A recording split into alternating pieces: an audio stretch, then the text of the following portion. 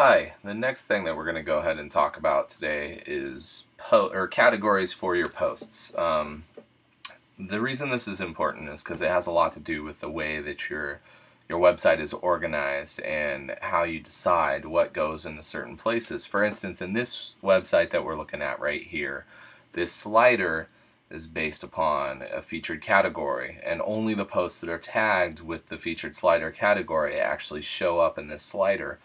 And for instance, down here, these posts right here can also be based specifically on pulling from a specific category.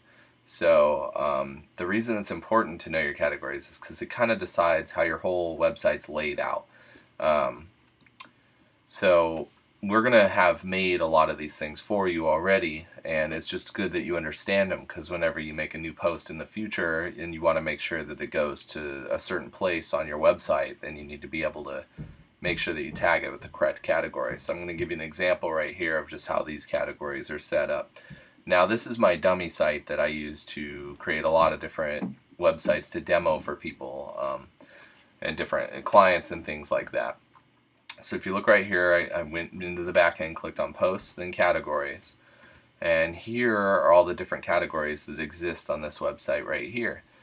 And if you look, there's the SCC slider category, and then another website, I had albums that needed to be in a certain spot, so I created that category and tagged them with that. So just for an example, I will go to a post and I will show you what it looks like when one of these posts are tagged. It's going to take a second here. So this football games is one of the posts in the feature slider right now, and you can see over there is tagged SCC slider. And then this, in the back end of your post, you'll see categories, and this is where you have all your choices for different categories to tag this with.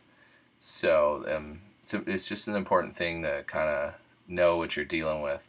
So if, for instance, you wanted to create a new category, which you probably wouldn't, you would go in here and like one of the websites we're doing is My Plant. So My Plant featured slider, and then you would add that new category and it would show up over here, and now it would be in every one of your pages in that same spot. And that's what you need to do whenever you would want to tag something to go into that featured slider.